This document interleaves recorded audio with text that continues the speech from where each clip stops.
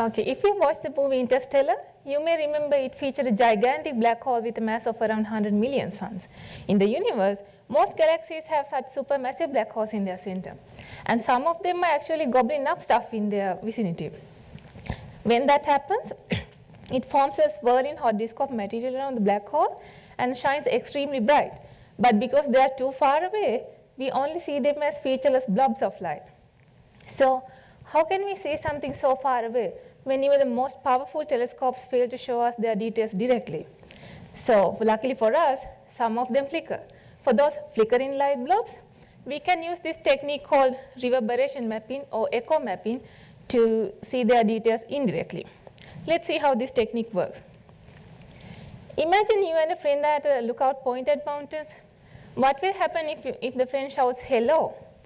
You will hear your friend first, followed by some echoes. Echoes are simply the reflected sound from mountains. And you hear the echoes later because they travel a longer path to reach you. The longer the path, more delayed is the echo.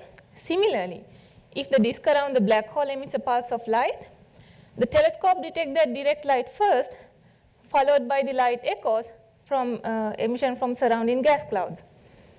But in reality, the situation is more like a radio going on and on with varying loudness.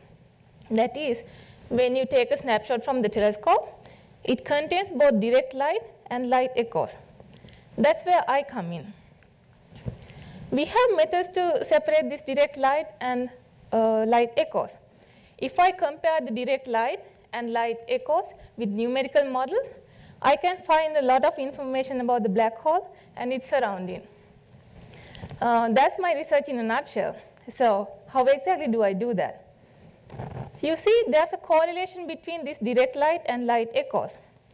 For example, if the disk around the black hole has a sudden surge in brightness, so will the echoes after a time delay.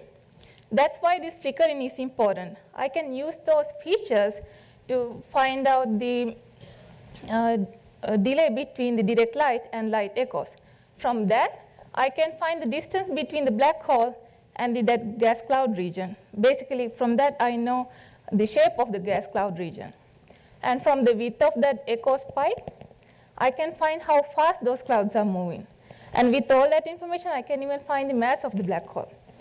So I will not bore you with the technical details, but methods that are used in this reverberation mapping or echo mapping technique and data analysis are used in numerous other fields as well, such as radar, economic forecasting, even cancer prediction.